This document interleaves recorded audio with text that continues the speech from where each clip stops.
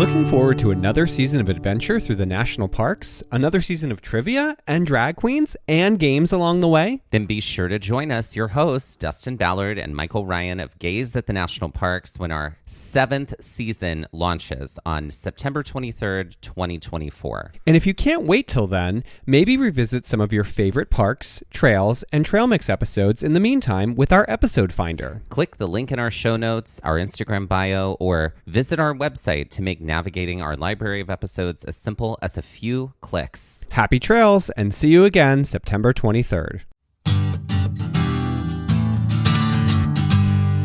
So what does a light day of hiking mean to you?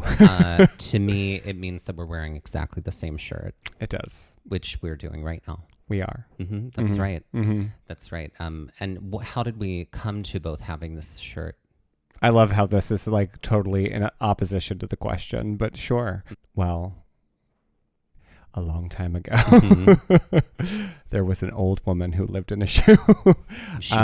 She fashioned 2 shirts identical in size and color. And dignity. And pattern. In fair Verona, where our story lies. Correct. Right. That's right. They were a pandemic purchase. They were. We happened to both look on the same site at the same sale. We Little won't say cool. where. All right. We won't say where. We won't say where. And bought the same shirt. Mm-hmm. That's Unbeknownst. right. Unbeknownst. Mm-hmm. But what does a light day of hiking look like for us? Well, I giggle a little bit when I hear you ask that question because we have intended. Because are they? What's that? Because are there any? Are there any? Yeah, we've intended light hiking days before, and that never becomes a thing. No. I think like the least amount we've ever done on a light day is between 9 and 11 miles. Yeah. Which for some people would be a very, very heavy day of hiking, right? Yeah. I think the most miles we've done we've definitely done a marathon in a day. Maybe not on trails. Right. But I think the most we ever did on trails was 19 miles. It was between 19 and 23, I'm pretty sure. We had a few pretty long days. Right. I don't know that we've ever reached like 26. No, I don't think so. On trails, but around there.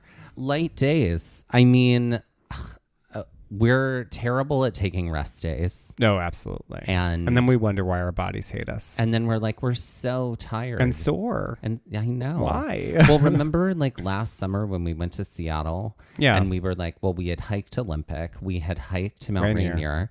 And then we were like, yeah, we're going to go to Seattle and just like decompose. Yeah. That's it. Decompose. That's what I do every night. Decompress. Yeah. For a couple of days. But what did we do? We got on our feet and we walked Seattle. 12 miles each day. Easily. But we enjoyed it. We did. We liked it. Because we're people who like to walk. We do like to walk. We walk all the time. Mm-hmm. So light days. It's a relative term for us. A relative term. I don't know that we've actually discovered it yet. No. Maybe we will this season. Perhaps.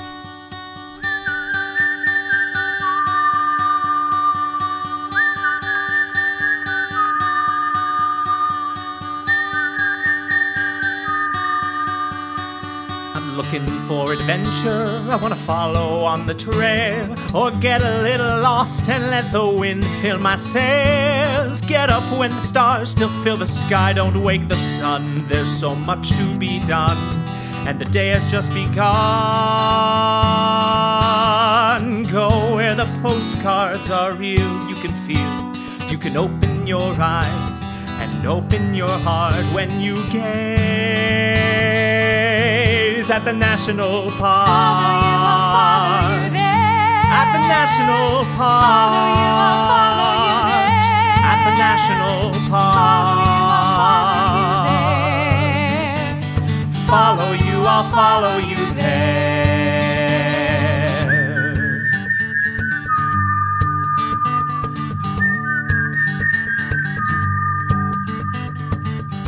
We would like to acknowledge that while hiking and exploring the land, also known as Olympic National Park, that we are in the traditional and stolen lands of the Lower Elwha, Clallam, Jamestown Skallam, Port Gamble Skallam, Skokomish, Quinault, Ho, Qualit, and Makah people. Today we're talking about Mount Ellinor. We are. And my body just like seized and got sore thinking about Mount Ellinor. The trickery.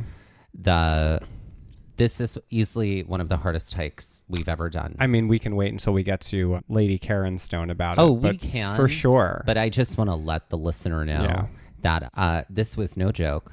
Kicked our ass in a major way. Oh, absolutely. Screaming, crying, perfect storms. Yeah. Oh, mm-hmm. Yeah. Absolutely. So let's start with how we found Mount Ellinor in the first place. Well, so Mount Ellinor is actually not within the national park. That being said, it's close by and you should definitely do it because yes, it was an ass kick. I mean, if you want that kind of challenge. It is an incredible hike. Oh, it is one of my favorites. It is a hard hike, but it is an awesome hike. So, as we last left off, we had just finished hiking in the Shady Lane area of Olympic National Park, which is on the east side of the park, kind of in the lower section. We knew that we wanted to do some more hikes at this point in this section, and we were pretty sure we weren't going to get down here again.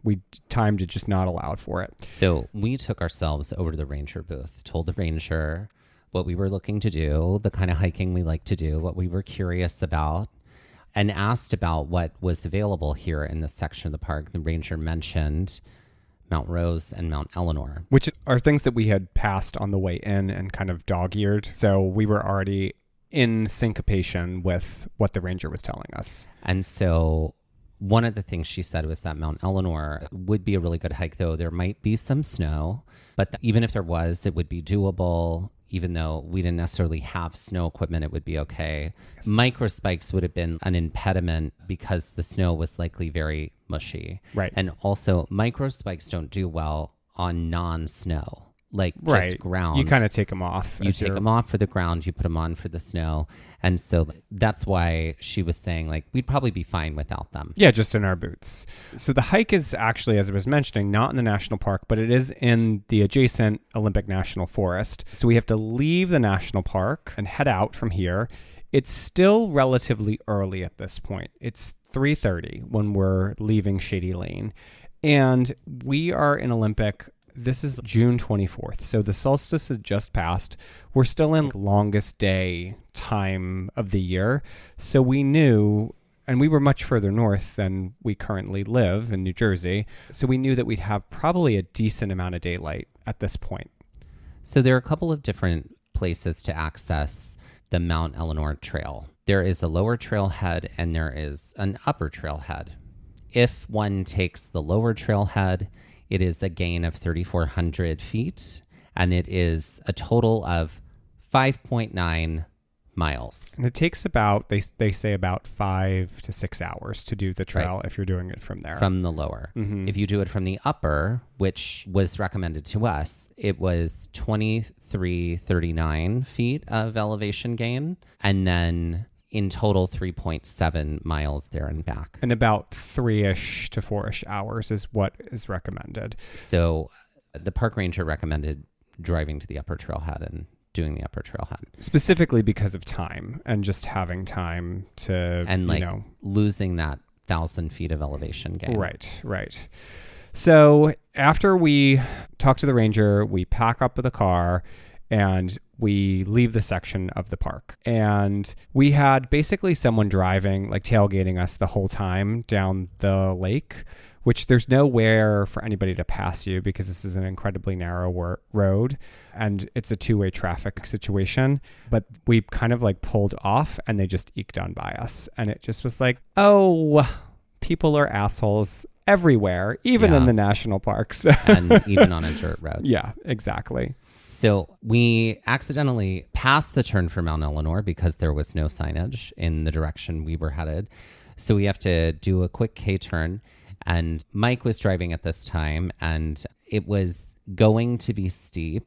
So this counted as your second half of the day driving. Right, because I think we've been good in recent years about being like, we have a 2-hour drive. Okay, I'll drive there, you drive back kind of situation. Right. So Dusty drove out to Shady Lane, and now this was my quote unquote return trip driving. And the drive up to this upper trailhead for Mount Ellinor was incredibly steep, really steep. Yeah. We definitely had to use the park map for directions to help us know the distance for where we needed to be for the trailhead. And it was a gravel road the entire time. And our rental car still smelling of cigarettes. Well, I think even more prominently now because it was in the sun in the parking lot. Yep. And so it was just like, oh, this is cigarettes for sure. Yeah. Uh-huh. So we passed the lower trailhead parking area and we still have to keep going up for the upper trail parking. And as we were going up, we were thinking about, we were like, wow, we were really losing a lot of trail that we're not doing because we're going to do it from the upper trailhead. Right. And in hindsight, incredibly glad about that. Yeah. Because I would have been screaming. Well, I think we would have absolutely been down in the dark too. Oh, completely. Yeah. So we start to arrive at the upper trailhead. But as we get close to the top, we end up passing this electric vehicle whose brand name we won't repeat, parked on the side of the road. And we were wondering why it was there. And according to our directions, we weren't really near the parking just yet. But as we continue to drive up the road, there's a fairly large washout, literally like a large section like of a gorge of the road is gone, at least 3 feet across. Yeah. And we're not going to try and jump. All right, Thelma. Section. Right, exactly. No, we definitely were like, okay, well, this is not manageable for us to continue to drive. But according to the map and what we could see, it really wasn't that far to the top.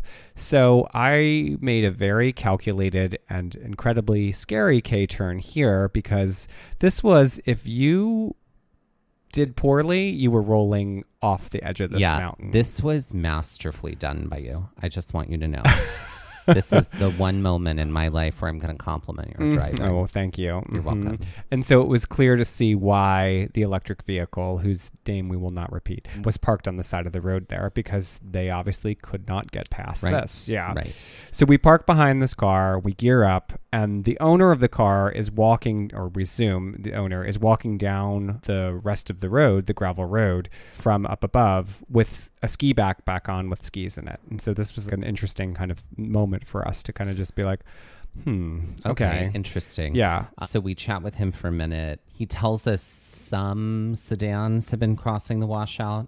He said he wouldn't do it, though, and we thought that was the right call, so we did not. Yeah. Also, it was a rental. Yeah. You know what I mean? mean? Not our car. Yeah. So we gear up, and then we just head on up the road. And as we're walking up the road... Which is steep.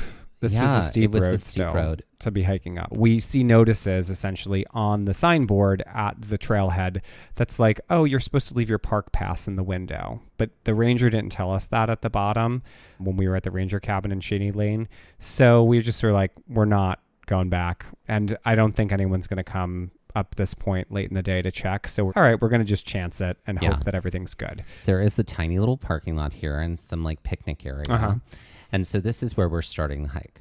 And we'd climbed quite a bit of elevation in the car, about 2,600 feet already before we even start. Yeah. So we set off on the trail on the first section of the trail, which was going to be some of our biggest gains of elevation on the trail. Though I'm just going to say it right here. At no point on this trail, literally at zero moment, did I feel any amount of incline relief at all. This was a trail that in my memory went straight up and didn't stop. Mm-hmm. And the only time I got any decline relief was when we turned around to come down. Right. And that the angle of the grade of the elevation basically didn't change the whole time. No, it was intense. I mean, that is the one thing that is true of this hike is that the grade is intense the entire way, but the first section, like the first third of the hike and the last third of the hike, actually have the biggest gains of elevation. The middle is slightly less so. Because if you think about it, we're gaining 2,400 feet essentially across 1.8 miles. Yeah. That's a lot of feet to gain in not a long distance. No. So that means it's really tilted up pretty high. pretty high grade. Yeah, yeah. And they weren't kidding about this grade right off the bat.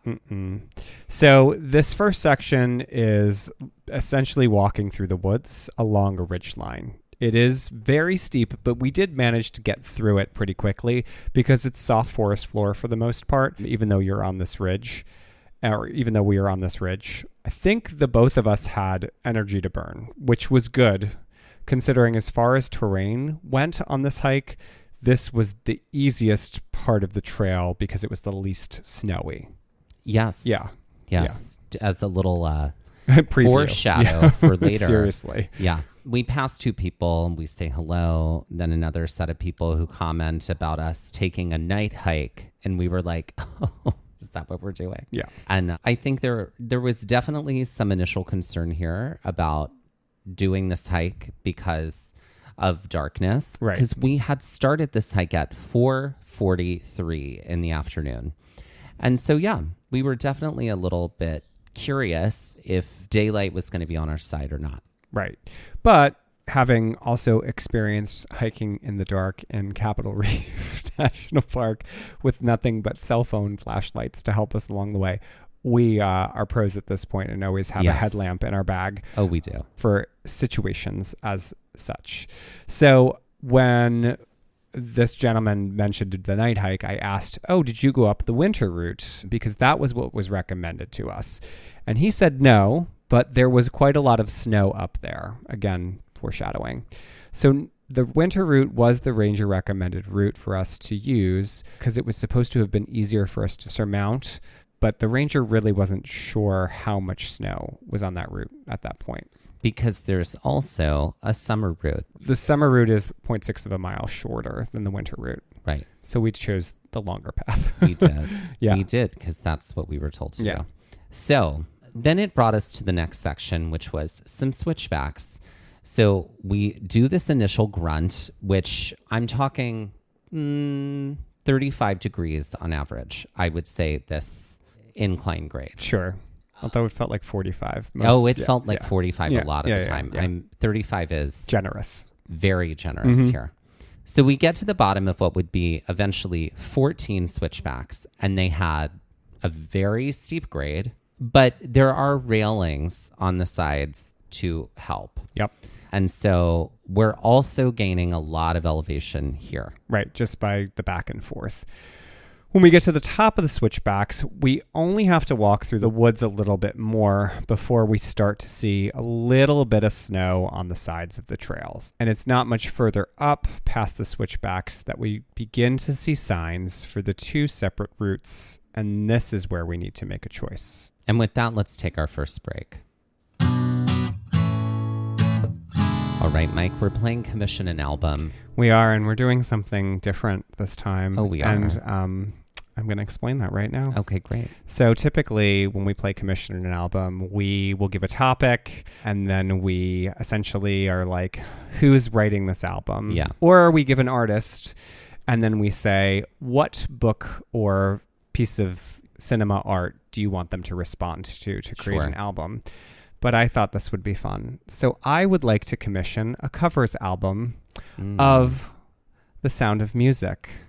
Oh. And I would like you, and this is a collaborative piece, so I'm going to ask for you to pick 3 songs from The Sound of Music and give me the 3 artists that would cover those pieces of music. Okay, great. So songs from The Sound of Music covered by people. Okay, so immediately we're choosing Climb Every Mountain. That is an iconic song. Sure. We also have to choose the title song. And that has to include the prelude. My day in the hills has come to an end. I figured this was appropriate considering the hiking that we're doing today. Yes, it did feel that way very much. Yes.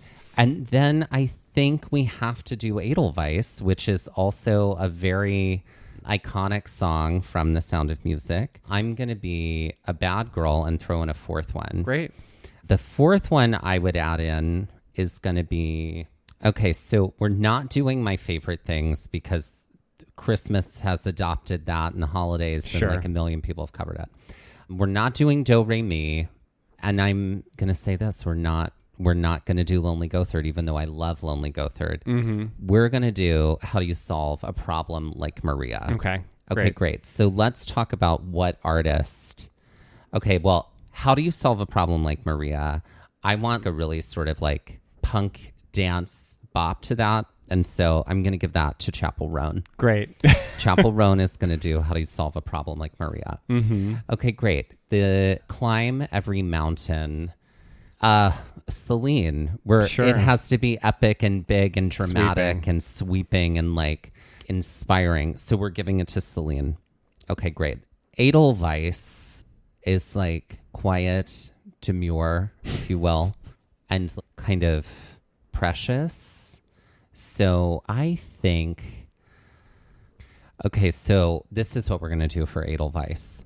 We're going to go bluegrass, and we're giving it to the trio, the iconic trio of Dolly Parton, Linda Ronstadt, and Emmylou Harris. Oh. And I'm going to bring on Nickel Creek to help them. Great. Yes. So you're really thinking about this. I am really thinking about this. I care very much about the soundtrack of The Sound of Music. This is why I did this for you. Exactly. Okay, great. So now the title song. All right. I'm giving this cover to Sarah Bareilles. Oh, yeah. That's a perfect match. She would nail it. She would? Yeah. Because you got to sing big and you got to sing quiet. And it's about, I don't know, self-discovery. God, she'd nail it. Mm-hmm. So that's who I'm giving it to. Great. And that's Commission an Album. So we make it to the top of these switchbacks. We walk a little through the woods and we come to this juncture point. And this is the juncture for the winter and summer routes, the aforementioned routes. And this is where we run into another hiker. We had obviously seen some people already on the trail, but this hiker was named Matthew, and he looked as though he was coming down the winter route when we happened upon him. And I had asked if he was just coming down, if he was finishing, but he's like, oh no, I'm just taking a peek. I'm trying to see what route I want to go up. And we said, hey, well, our plan is to go up. Would you like to join us? And we basically hiked with Matthew for most of the rest of the hike. He, I think, just moved to Seattle. He was like just in the area. He was like in his 20s. And I think the funniest thing about it was that he had no gear with him. He was like, I have a water bottle and boots and like a sweatshirt lightly draped over my shoulder. I was like, all right, Matthew, you're doing it live here. Yeah, doing it live. Mm-hmm. And this is where we start to get some actual snow on the trail. But at this point, it wasn't too much snow. No. It was just like little spurts of snow here and there. As we are walking and we're still heading up and up and up, and it is snow on incline. This was less steep. This is that middle section. This is less steep. It's still steep. It's steep, but it's less steep. Yeah. There were some big sections of snow we had to cross, but we're also getting some bare sections too where the snow has melted. We climbed through some staircase-like parts of the trail. We passed some really big dead trees. And then there is a giant snow hill with lots of footprints and what looked to be like a large carved groove in the snow. I mean, it looked like it had been done by a sled. Yeah, it was a little confusing for us, but this will come back around. I definitely thought of the skier in this moment, but also was like, that doesn't make any sense. Like, this was too big of an area for a skier to have made this divot. Yeah. So we start to trudge. This is where the trudging is happening. So we start to trudge a bit more up this kind of snowy incline, and we hear some voices to the side of the trail, and we notice that there's two hikers that are kind of taking a break on this bare earth area where there's just no snow. So they're just hanging out, and we just keep climbing. We do get some more bare trail here eventually, and then we, of course, hit more snow. And this is sort of, from this point on, most of our lot for the rest of this hike is on snow. We both have poles with us, which is incredibly helpful. Yeah. Matthew has his water bottle and his sweatshirt. Right. Yeah. So the poles were super helpful, especially for balance purposes. And you could like dig them into the snow, dig them into the ground, and hoist your way up to the next step. Yeah. So we climb up a much bigger snowfield, and we had to go through a bush to continue on the trail. That was so strange, having to do that. Yeah. And while the trail is mostly well marked, we do have to start following just footprints. Yeah. Because we're like, we don't know where this is headed. No. There's no clarity about what's trail and what isn't. No. And this was definitely a game of follow the leader with Mike in the front. What else is new? I was definitely trying to make smart choices with my footfall here, but the snow is pretty banged up from just the heavy traffic of so many people having gone up this. It means that we just basically have to do the best we can. And like Dusty said, trying to make smart choices here was a little confusing because the field of snow we were hiking was incredibly wide and there was footfall over a great deal of it. Yeah. So yeah, it was kind of like pick what I thought was the best route. So now we come to the next section, which we're going to call Snowfield number 1. Steep snowfield number 1. Steep snowfield number 1. Mm-hmm. So for this particular one, we have to literally put our feet into other people's footfalls in the snow in order to keep moving. It was really intense. This was the part of me, this is where I started to get angry. Because I was just like, this is really hard. This is one of the hardest hikes I've ever done. My body is screaming. My body is mad. Our calves! Right. Our calves are screaming. Yeah. I mean, we made our millions here on only calves. Literally. But it was here where we started to actually get landscape around us. And we could see the views from up here. And this was obviously what makes this hike worth it. These views were stunning. Yeah, it was quite literally some of the most incredible landscape that I have seen at an elevation. It was just this utterly sweeping view, breathtaking. Of just like green peaks, just with snow caps on them, just dotting the distance with bodies of water in between them. Yep. It feels honestly, especially with the way the light was at this time, like we were on top of the world. It truly felt like that. From here, we can even see Mount Rainier. Mm-hmm. We can also see the Cascades, and we can also see Seattle. Yeah. Again, we have hoofed it up very high into the air to see all of this. It was really strange to see Rainier from here, knowing that later in the trip we were going to be there. Yep. Like, it was like, oh, we'll be there eventually. That's cool. We hit this point where there was like a ledge that we could get off of the steep snowfield for a moment and kind of take the break to take in this view. And it was nice to be able to have that moment, to have the break, to be able to take the majesty in and to just pause, because this was, again, as Dusty said, some of the most intense hiking that we had done. And this other person, this other hiker was over on what looked like a kind of lookout area, taking it into. We clocked that as well. So this other guy starts to engage us in conversation, and he's like, oh, are you guys going up to the top too? And we're like, yeah. He's like, oh, cool. I'm glad that I have other people to hike near, because this is intense. And we're like, oh, absolutely. Which brings us to the next section, which we're calling the steepest snowfield. Yeah. Steep snowfield number 1, followed by the steepest of all snowfields. This section was simply horrific. It was like the highest grade of incline of the whole thing. Yeah. And it was snow covered. Yeah, it felt like a 70-degree incline. Oh, it was my something God, yes. kind of bananas like that.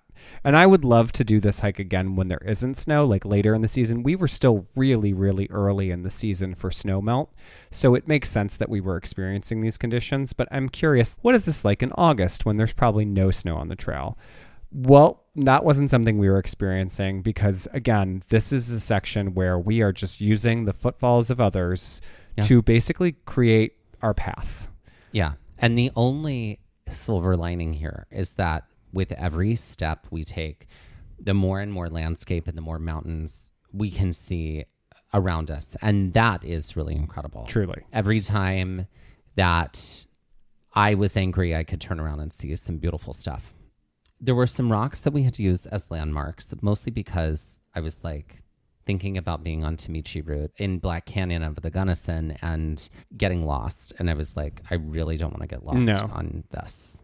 And so, speaking of that, we also sort of needed to play that game we played, which was like, okay, I just have to get to that point, And then I can breathe. And then I can focus in on what the next point I'm going to get to is. We do get to a part where the grade eventually changes after a lot of trudging. And this just feels like another slap in the face. It gets worse. We have to end up heading on the inner side of a rock fin. This is where I had to sort of beta a little bit and be like, just wait where you're at so I can see what we need to do, because there was this rock fin and some footfalls going to the right of it and to the left of it. And we ended up having to go to the left to come up, but it was very confusing. So I had to trudge up a little both ways to see what made the most sense. And again, the views here are truly out of this world, but our legs were like, I hate you and I want you to die. Yeah, that's right. Yeah. That's right. Which brings us to the next section, which we're calling the top of the snowfield and the saddle. Yeah. We can see that there's a saddle up ahead, meaning the top of a range. Kind of the valley-ish below the peaks. There's clearly stairs built into this trail that we're headed up, but it's all snow covered. So the fact that there are stairs built here means nothing. Right. We do eventually, I mean, we did have stairs at the beginning that were clear, and we do start to, as we hit the top of the snowfield, we start to get like a little bit more bare trail, and there are some stairs that are visible. There's also a lot of water coming down, so it feels like it's not like rushing down these stairs, but it's wet up here. And I'm not going to lie. From up here, I was like, I don't know how we're getting down. And I don't usually feel that way. No. But I was like, some people had told us, even the ranger had said, you might need to slide down in some of the snow chutes a little bit. So we notice that as we're hiking, behind the other hiker that we'd picked up at that overlook, there are two hikers that are now behind him. And I'm pretty far ahead. Dusty and Matthew are hiking like near each other, and then the other hiker is behind them, and then these two new hikers are behind the group. So they're kind of like bringing up the rear of the train here. When we reach the top of the stairs in this kind of barer section, we do run into two hikers who are now on their way down. I questioned them a little bit just to see like how much further we were. The most dreaded question for anyone coming down. I don't know. And they were like, it's great up there. And we're like, yeah, we're just a little worried about getting down. And they were like, oh, did you notice the channels in the snow? We're like, yeah. They're like, you just sit in them and you slide down. And I think that gave me a lot of panic. Oh, me. Considering Same. the grade of everything and the idea of stopping. Right. Like that was all you're fear. going to do is pick up momentum. Right. They were like, okay, bye. And they just headed off. I was worried about rocks too. Unexpected Everything, rocks. right. Just like. We were in shorts. Yeah. I was worried about what was going to go up my shorts. Which is not the case. So after we head through this section that's a little cleaner, where there's less snow, we see that we now have to diagonally cut across another snowfield to one last section of bear trail that's going to bring us to the saddle that we thought might be the end of this hike. So this truly feels like another slap in the face, because we were sort of through all of the snow only to have to go through more, because we were really done with snow at this point in time, and then we had to go through more. Mm-hmm. But it was clear that there was a method to the madness here. We just think that we're going to be done once we hit the saddle. Okay, we're going to get to the saddle, then we're going to be done. I have a little bit of hope here because I did see a yellow marmot. Marmots will, correct, always reactivate me. And I was a tiny little bit reactivated here. And as we pass these larger swaths of snow, we end up finally on a bear trail with wildflowers blooming as we approach the saddle. And we can feel a little bit of relief. And with that, let's take our next break.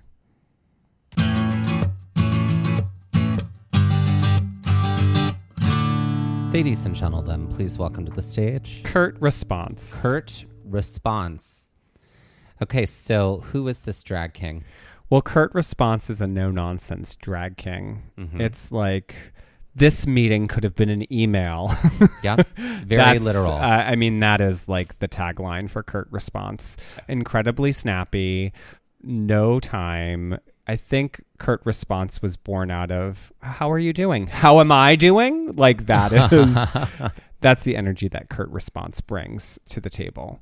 So yeah, like incredibly just snappy, witty gay or witty king who's just like gonna read you for filth. So I think Curt Response is a comedy king. Yeah. Stand-up comedy king. Maybe like does crowd work. Yeah. Maybe insults people, roasts people. Yeah. Within the crowd work. I got it. Yeah, I think so. I like it. I think Curt Response has a very 1980s Wall Street power suit look to him. Oh, okay. Like a Gordon Gekko. Something from like that. Wall Street. Right. But I think that Curt Response does lip sync to something, and I think they do a number to Bitch Better Have My Money. Oh, okay. Sure. Yeah. That feels about right. Yeah. So it's like hedge fund manager energy. Yeah. Okay. Correct. Banker daddy. No nonsense. Exactly. Like you pay to play, pay the toll, or you don't get inside. Okay. So is there merch sticky notes that are like dollar bill? Very like... Oh, I like that. Not like fully graphically detailed, but like lightly like transparent dollar bill like sticky notes. I like that. I also like the idea of like a little briefcase on a keychain, but you open it up and inside it's lip gloss. Oh. Or chapstick or something like that. Or it is a holder for something specific. Or maybe it's a holder for the key to your safety deposit box. Sure. Something like that. Sure. Yeah. Yeah. Okay, so, great. ladies and gentlemen, please welcome to the stage Curt Response. So we finally make it to the saddle. And the view from here is just incredible. It is breathtaking because there are so many views to take in. It's not what we were seeing behind us the entire way, which, by the way to get the view on the way up is to pause on this incredibly steep grade and swivel the top half of your body so you can see what's behind you, because there's no other way to do it. We would have had it the whole way down, and we did, and good God, it was an incredible view to take all the way down. But this was great because it was flat. The first time we're really getting total flatness, and we just had such a stunning view at this time of day. The view is really, really stunning. We can see the Cascades. We can see the Olympics. We can see Mount Rainier, and like with all this beautiful water in between and clouds and like magic hour sun. Magic hour right and left. Yeah. So is it an incredible view all the way up there? Totally. So let's talk about this. One could stop here, but the trail does keep going. At this moment, I wanted to turn around and go back. And you did not. You wanted to keep going. Because we were there and we weren't done.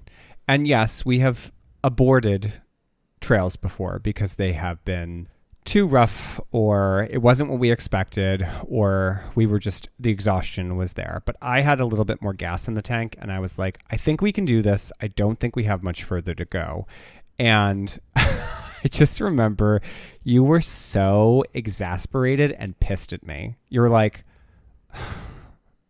I can't believe you would do, I'm cutting out language here, but I can't believe you would do this to me. Oh, is that? I did not say that to you, but I mean, my concern at the time, you which gave, I voiced this was to an you, Oscar-worthy performance of frustration. It was. This was a day of Oscar-worthy performances, but this one in particular was, I was concerned about having enough time, energy, and daylight to get down, and I've never been concerned about getting down, but this one, I was like, I literally do not understand how we're physically going to get off of this peak, because there's so much snow. I'm afraid we're going to fall and just roll. Like, I mean, I've not been angrier on a trail than I was here. And I was excited. And you were excited. I was. So, we have some sandwiches. We do. Matthew decides to depart. Yeah. And we because you wanted to head up. Mm-hmm. So at least it wasn't snowy on the trail here. No. It is steep, though, and we are tired. It is steep, and there are like little switchbacks on stairs to go up to this next section. Yeah. And I have never been angrier than on these little switchbacks. I was like, now I have to do more switchbacks up. Mm-hmm. More. I was so mad. So mad. And tired. Mm-hmm. And concerned and scared. Mm-hmm. So on reflection and looking back at this, what we ended up doing as we got to the saddle was we actually got on the summer route at this point. And so this route takes you around to the right. And this is where we get a pretty spectacular view of Mount Ellinor. And we get to what is our summit here, which I think was actually the summit. I think we actually were there because looking on the map, Mount Ellinor is not an accessible point, at least via trail. You could off trail it, I'm sure. I don't know how difficult that would be or how dangerous. We're not advocating for that. We're just saying it might be a possibility. But it's more like you get to a point so that you can see it. Right. And there was such a janky snowfield that we were looking at that we were like, no, we're good. And we were. I actually was like, veto, we're stopping here. Yeah. No. I was like, I accept it. So this is where we were like, okay, ready to turn around. So we about face here and we start to head down. I think we might have had another sandwich at the top of the saddle before we headed down because we were mad. Dusty was more mad than I was. And this is where we run into the two other hikers that were in the back of our hiking group. The other guy, I don't know what happened to. I think he just turned around. But this is where we meet Daryl and Heather, who were the two other hikers that were actually the hikers I had noticed off to the side taking a break when we were like initially hiking with Matthew, and then the people that were behind us as we were coming up the steeper parts of the trail. They just arrived at the saddle as we were coming down from the quote unquote peak, and we just got to talking to them. We all had agreed that we're going to descend together because they were like, this is perfect for us. We don't need to go any further. And you're like, see, these people, I could have hung out with them. I know. Seriously. Mad. And they were wonderful. They were. Okay, so we started heading down and Mike is flying down the trail as typical. Yeah, my legs are killing me at this point. Like I'm feeling the cramping, but now it is truly like, oh, we're chasing sunset. We were basically in shadow but of we wouldn't have had to chase the sunset had we just turned around when we got to the saddle. Mm-hmm. I would like you to turn that into lyrics. Happy to. So we also know that when we get back to the car, in order to get back to our Airbnb, it's a 2-hour drive. Yeah. I know. It's great. We have to drive all the way back to Port Angeles. Yep. And we not only have to figure out dinner, but we have to get up early for another hard day of hiking the next day because we were going to do Klahani Ridge. Right. That was supposed to be our hardest day of hiking. Right. And this has easily taken the cake for the whole trip. And this was the hardest day of hiking on the whole trip. I think so. For me personally. Yeah, I think it was. Yeah. But we are now hiking with our two new trail friends who are named Daryl and Heather. And I'm doing more of the social lifting for the socializing. And because I'm very far ahead. Which I needed because I needed my mind. Because you hated me.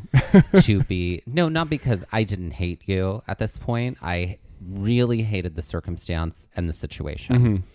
I recognize and understand when we're in a circumstance where you're like, I have been waiting to get up here and I really want to see what's over here. I totally understand that. And I didn't at that point feel like I was so spent that I couldn't do it. Yeah. I just was mad. There's a difference between being mad and being like, I actually have no physical energy. I did have the energy. I was just mad. So I was like, okay, we'll do it. Filled with rage. Fueled by rage. Right. So chatting with them was great. Heather shared with me about being a therapist. Daryl shared with me about being a woodworker.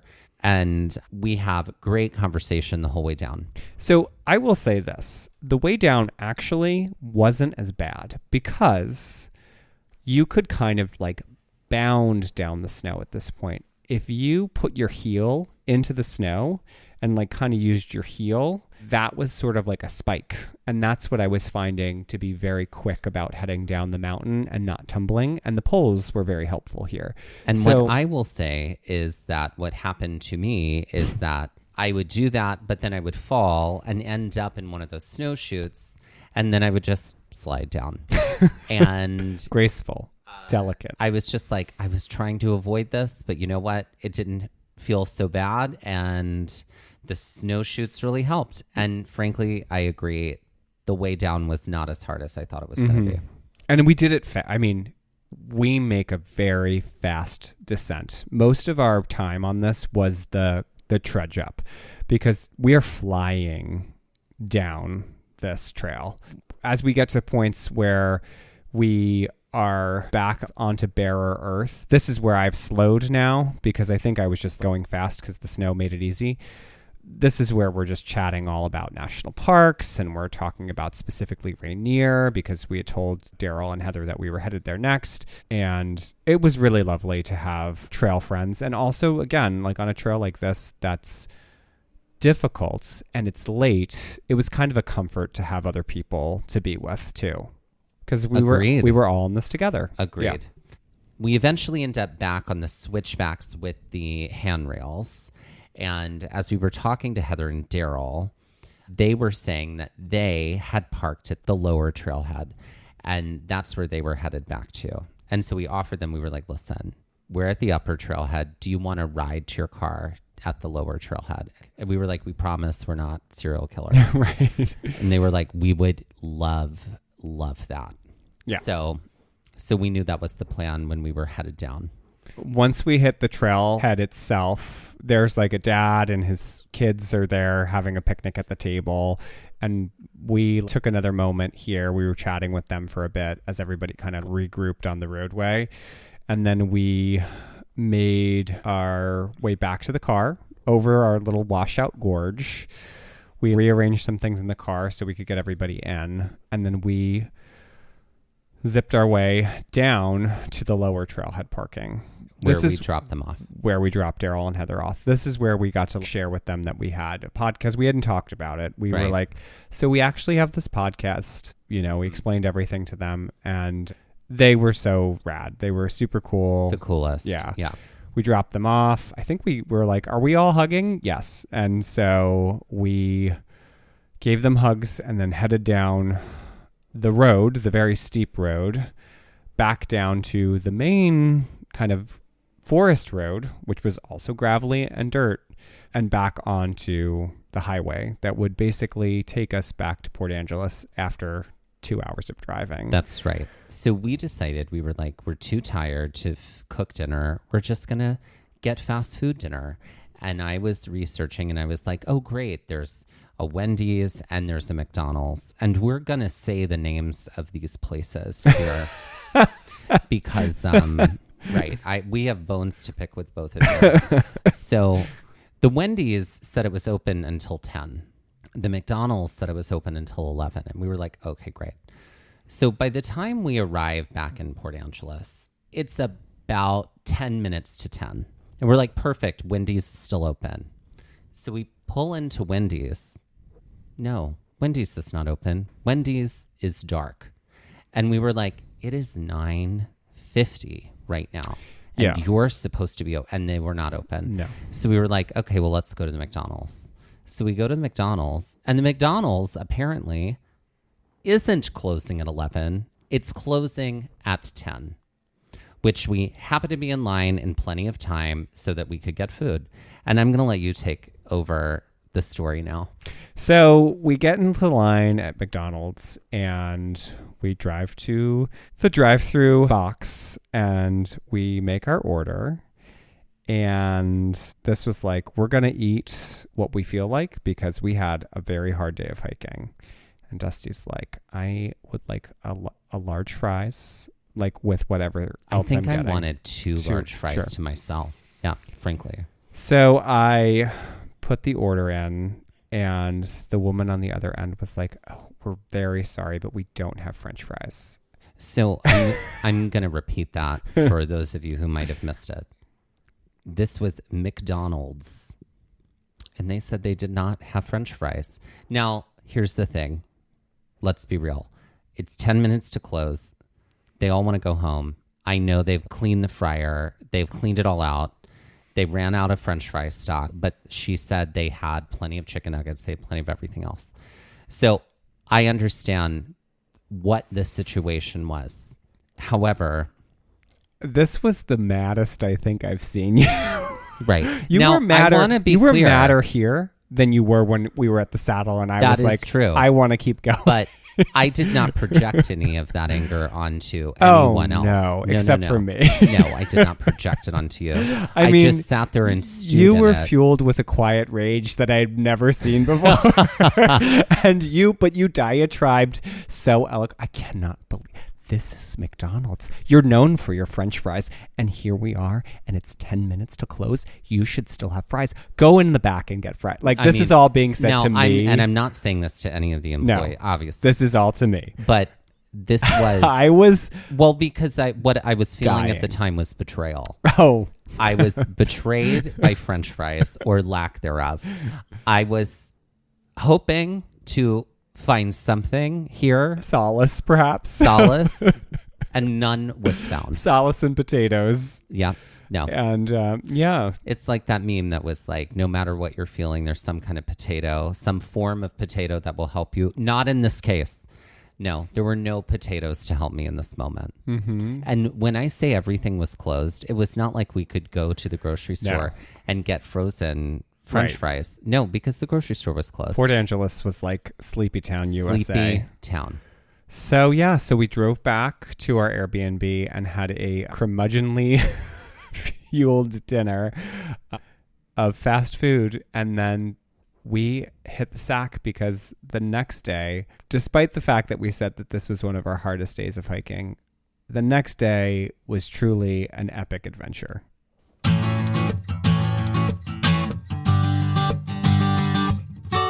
Okay, let's put Mount Ellinor on the Karen Stone scale. Shall we just say it at the same time? 3, 2, 1. 10. I would even go to 12 out of 10. Actually, I am going to 12 out of 10. Great. So that is 22 out of 20. 22 Karen Stones out of 20. Mm-hmm. Okay. I mean, it's However, I do want to say this. Let's talk about our other 10 out of 10ers or 20s out of 20s, right? Yosemite Falls. Yeah. Tamichi Route, the Grinnell Glacier overlook from the Highline Trail. Yeah. I would probably do this one again before I did Yosemite Falls again. Mm-hmm. I would do this one again before I did Grinnell Glacier overlook, and that thing ain't that long. That thing is a beast. Ooh, beast. We say in place of other words. Yeah. And yeah, I still think I would do this before the other ones. I'd I'd like to do it when it's, like I said, when the trail is not as snow-covered, because I'm sure it's wonderful. I mean, I'm sure it's terrible. And I'm curious about what wonderful. The summer route is like. Yeah. So, shorter, that's for sure. Yeah. We could also do it from the lower trailhead next time. Nope. I'm good. But let's end this episode like we end all of our episodes with some Jeopardy-style trivia. Great. All right, Mike, why don't you get us started with your category today? Great. My category is titled Mount Ellinor, and this is all about famous Ellas and Ellinors in history and also media. Okay. Great. I'm ready for you. For 100, this Ellinor was climbing mountains in her own right. Not only was she First Lady of the United States, but an author, speaker, humanitarian, and fierce advocate for women and people of color.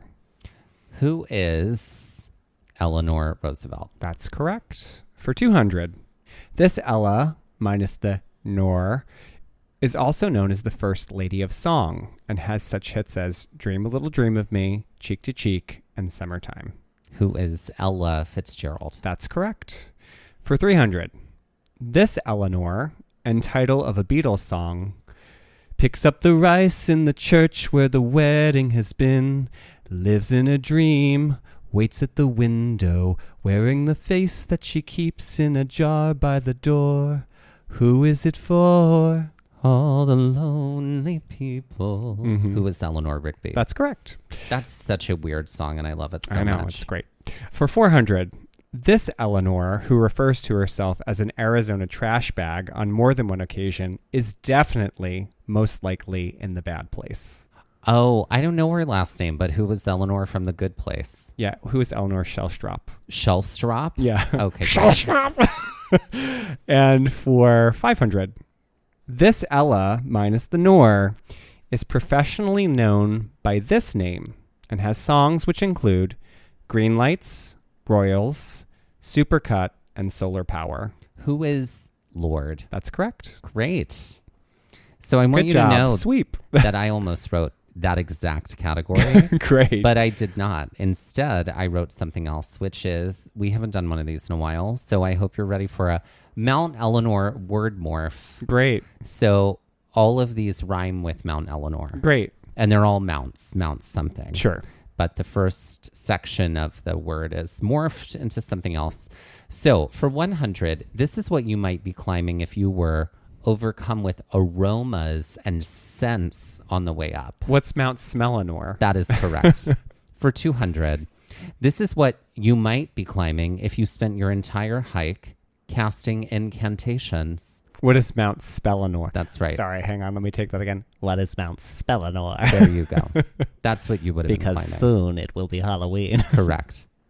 For 300, this is what you might climb if you've been charged with 34 convictions beyond misdemeanors. So you could be charged with a misdemeanor, or what's above that? A crime? A misdemeanor is a type of crime. These are two different kinds of crimes. I'm going to quote the First Wives Club here, and I think I'm just going to have to use the F word. What is Mount Fellinor? There you go. Mount Fellinor. Sorry.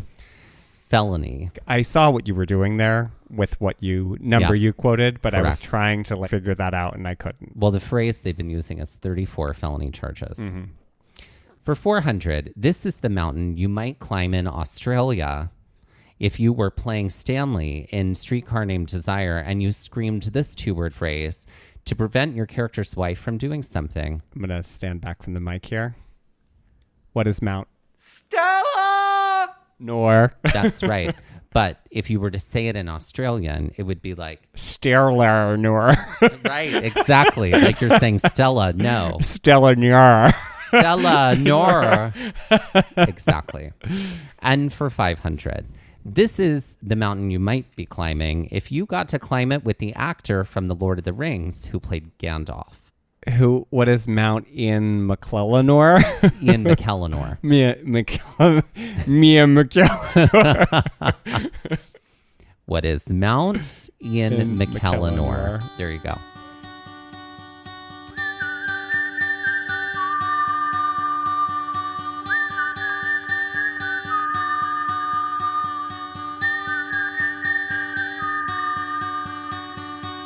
Looking for more episodes like the one you just heard? Then be sure to check out our episode finder for episodes by park, state, hiking difficulty, and terrain, as well as all of our Trail Mix episodes in one helpful place. Click the link in the show notes of this episode, our Instagram bio, or visit our website to make your listening experience even easier. This has been Gaze at the National Parks, the podcast, and we're here to remind you to hike early and hike often, and that adventure is always out there. Gaze at the National Parks was created, produced, edited, and hosted by us, Dustin Ballard and Michael Ryan. To see images from this episode, follow our Instagram at Gaze at the National Parks. To contact us, email us at gazeatthenationalparks@gmail.com. And to find out more about the parks visited on this show, visit our website, gazeatthenationalparks.com. That's Gaze, G-A-Z-E. All original artwork featured on Instagram and on our website is by me, Michael Ryan. All original music was written and performed by Dave Seaman and Mariella Klinger, with Sean Sklios on guitar. Our music producer is Skylar Fortgang. We would also like to acknowledge that while recording this episode that we were on the traditional and stolen lands of the Lenape people, also known as New Jersey.